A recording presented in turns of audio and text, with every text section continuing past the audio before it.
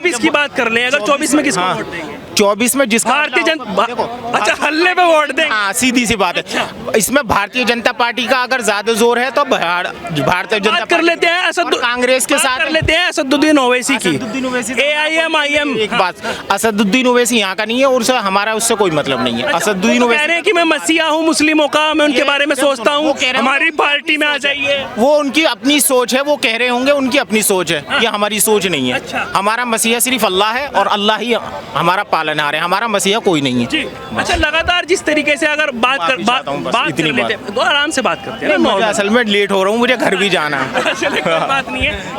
एक क्वेश्चन मेरा आपसे लास्ट, अगर लगातार जिस तरीके से अभी चल रहा है माहौल, आप कहते हैं वो हल्ला देखकर वोट देते हैं, तो हल्ला देखकर वोट देना चाहिए या विकास देखकर वोट देना चाहिए? आदमी को विकास देखकर वोट देना चाहिए, ये बात हकीकत है। हाँ, तो विकास आपको कहाँ नजर आ रहा है? जैसे विपक्षी दल राहुल गांधी हो गए, नीतीश कुमार हो गए, केजरीवाल हो गए, ये लास्ट क्वेश्चन है मेरा, आप उसके बाद चले जाएं, कोई दिक्कत नहीं है। तो क्या लग रहा है मोदी जी के काम में और इन सब के कामों में कितना आपको अंतर लग रहा है? नहीं, काम में तो जमीन आसमान का अंतर है, जो बात है इसमें कोई वो नहीं है कि मोदी ने इसका काम अच्छा है। मोदी जी ने जो काम करे हैं वो वाकई ही बहुत बढ़िया करे हैं। सबसे पहले तो कानून व्यवस्था जो है वो लागू करी है, वो अच्छी चीज़ है और कानून व्यवस्था ही होनी चाहिए।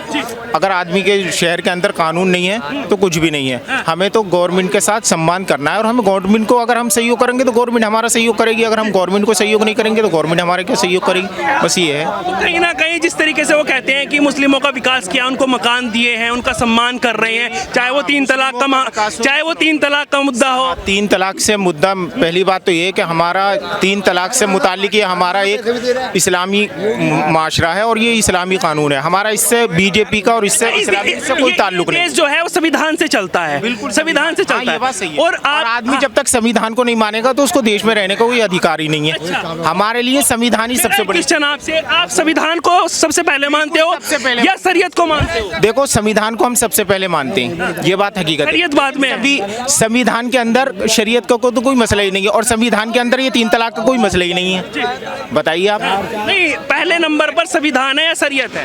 पहले नंबर पर संविधान है हमारा देश का, कि जो भी संविधान है बस वो है, उसके बाद में आता है बस। बहुत अच्छी बात कही है आपने। वैसे कुछ लोग हैं कि सबसे पहले संविधान को बाद में मानते हैं, मुस्लिम धर्म के लोग शरीयत को पहले मानते हैं। शरीयत एक हमारी अपनी अलग चीज़ है। शरीयत के लिए हम अपनी जान भी दे सके, क्योंकि हमारा जो कानून और हमारा जो मज़हब है वो मज़हब एक अलग चीज़ है। अब कोई भी मज़हब हो, किसी का भी मज़हब हो, आदमी को अपने मज़हब के साथ ही जुड़ना चाहिए, इसमें कोई वो नहीं है। और किसी एक दूसरे के मज़हब को अगर तुम लांछन करोगे या कीचड़ उछालोगे तो उसमें किसी का भला नहीं होगा, इससे आपस में बुग़्ज़ और अदावत पैदा होगी। इससे बेहतर यही जब हिंदू मुस्लिम की एकता आगे बढ़ने लगती है भाई साहब, तो ये जो मौलवी मौलाना है ये फतवे जारी क्यों कर देते हैं? अगर कोई मुस्लिम गायिका हिंदू धर्म का गाना गा देती है तो उनके ऊपर फतवे जारी क्यों हो जाते हैं? किसी मुस्लिम ने किसी ने कोई फतवे जारी नहीं किए। दारुल उलूम से होते हैं। क्या फतवा जारी हो? एक फरमानी नाज है, उन्होंने गाना गा दिया राम जी का, तो उनके ऊपर फतवा जारी हो गया, शिव शंभू का गाना गा दिया। आपने दारुल जाके पता किया? हाँ, किया हमने। कब किया? जब ही किया, जब हुआ। आप जाइए दारुल पर पता कीजिए। अच्छा, हाँ, नहीं था फतवा। आप वहाँ जाके पता कीजिए कि क्या फतवा जारी किया है क्या। नहीं था फतवा। इसमें आप ही खंडन कर दीजिए, आप देवबंद से हैं। सुनो, मैं ना देवबंद से हूँ, ना मुझे मालूम है, ना मैं देवबंद गया हूँ, तो मुझे क्या मालूम क्या फतवा दिया है। तो फिर आप कैसे कह सकते हैं कि आप जाके वहाँ पता करिए? हम पता करके आए थे तभी तो बता रहे हैं भाई साहब। आपने पता किया? हम पता करके आए। बारे में जानकारी नहीं है क्या फतवा। मैं कह रहा हूँ सही है या गलत है? मैं इसके बारे में कुछ नहीं कह सकता कि सही है या गलत, क्योंकि जब मुझे जिस चीज़ का इल्म ही नहीं है तो मैं क्या कहूँगा उसके बारे में। आज के टाइम में जो सबसे ज़्यादा जो बेरोजगार जो है वो युवा परेशान है। आज के टाइम में जो परेशान है, बाकी कोई परेशान नहीं है। ठीक है ना, नौकरी नहीं मिल रही। अभी ये देख लो, कोरोना काल से जब से मोदी जी आए हैं, रेलवे ग्रुप डी है, रेलवे ग्रुप डी को लगभग मेरे संज्ञान में 3-4 साल हो गए फॉर्म भरे हुए। 4 साल में आज तक आपने भी इतिहास उठा के देख लो पिछली सरकार का, 4 साल में आज तक कोई भर्ती ऐसी रही है जो 4 साल चली हो। 4 साल चली। कितने पढ़े लिखे हैं? मैंने ग्रेजुएशन कर रखी है। कितने फॉर्म भरे हैं? मैंने कोई फॉर्म नहीं भरा। तो फिर नौकरी कहाँ से? मैंने फॉर्म जब से क्या नाम है रेलवे ग्रुप डी का फॉर्म भरा था, उसके बाद मैंने कोई फॉर्म ही नहीं भरा। अच्छा, तो, हाँ, तो एक बार में ही निराश हो गए, दोबारा ट्राई नहीं की? निराश फॉर्म भर के क्या करे? नहीं, फॉर्म भरोगे और उसमें एग्जाम दोगे तभी तो पास होंगे ना। अभी जो ये क्या नाम है देश की जो जान है वो आर्मी है। इन्होंने जो ये 4 साल की करी, ये क्या प्रावधान था भाई? पहले किसी चीज को नोटिफिकेशन जारी कर आपको पता है वो कौन सी योजना है जी? आपको पता है कौन सी योजना है वो? क्यों नहीं? जो 4 साल वाली है भैया ये जो है ना केवल चूतिया बनाने वाली बात है। नहीं, आप उसका नाम बताइए। हाँ।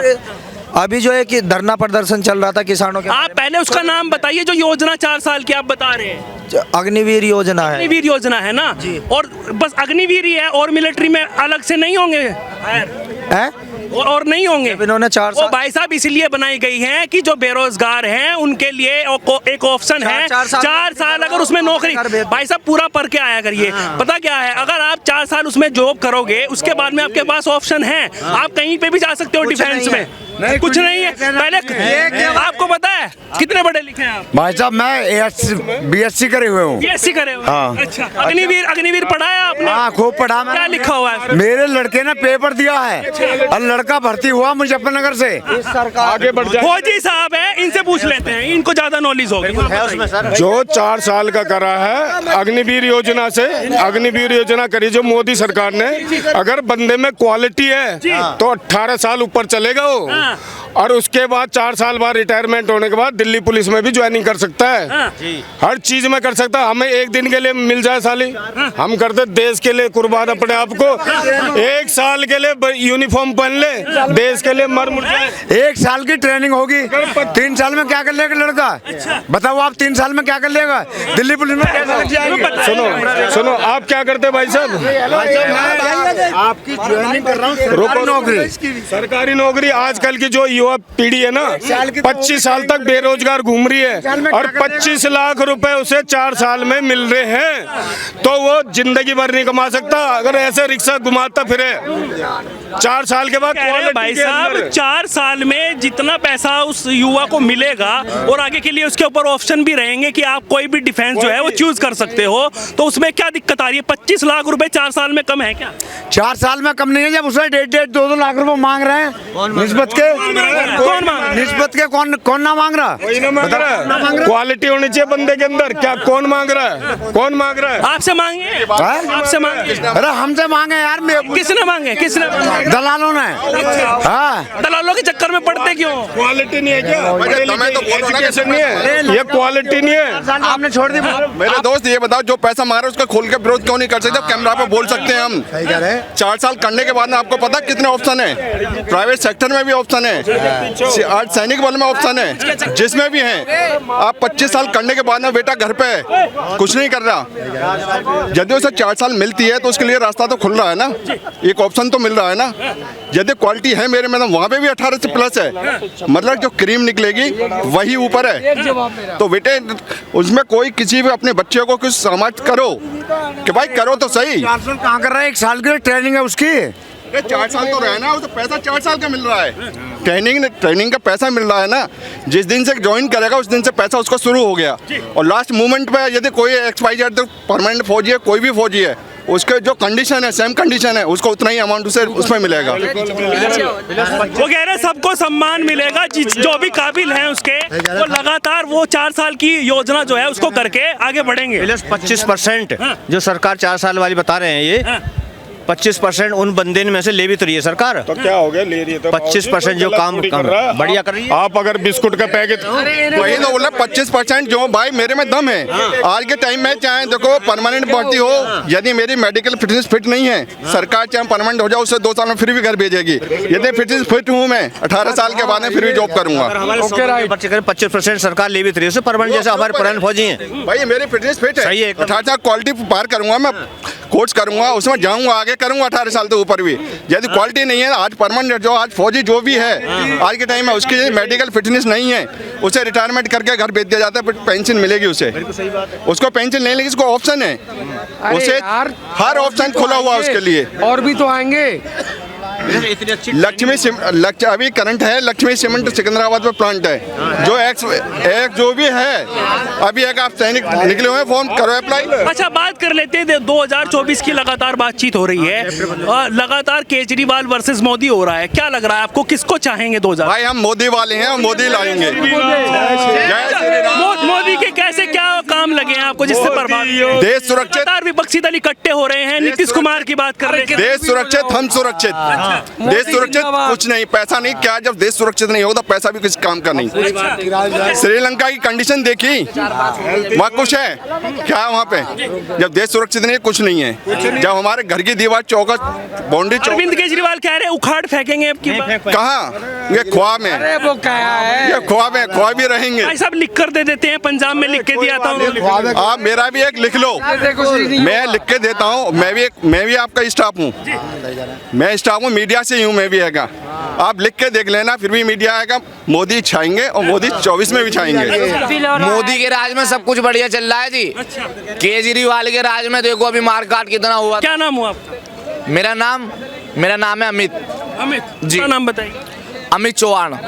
जी जी। चौहान साहब, क्या लग रहा है जिस तरीके से लगातार बातचीत हो रही है, अरविंद केजरीवाल कह रहे हैं कि हम 2024 में बैठेंगे, नीतीश कुमार कह रहे हैं हम बैठेंगे, और मोदी जी हैं ही हैं, क्या लग रहा है आपको? हमको ये लग रहा है हमारे प्रधानमंत्री मोदी जी आने चाहिए। अच्छा, हाँ जी। क्या काम लगे हैं आपको मोदी जी? बढ़िया, बहुत सारे बढ़िया अच्छे काम गिरे हैं। हाँ, सिलेंडर फ्री दिया है जी, जिसपे 2 बालक है उनके 5-5 हजार रुपए अकाउंट में डलवाए।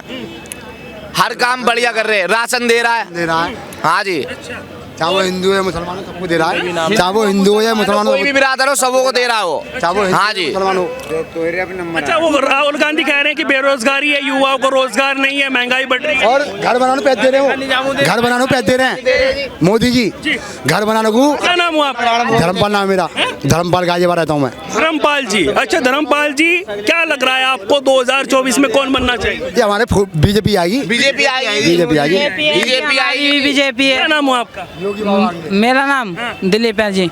दिलीप। इतना सोच के क्यों बता रहे हो? नहीं, नाम बता रहे अपना दिलीप।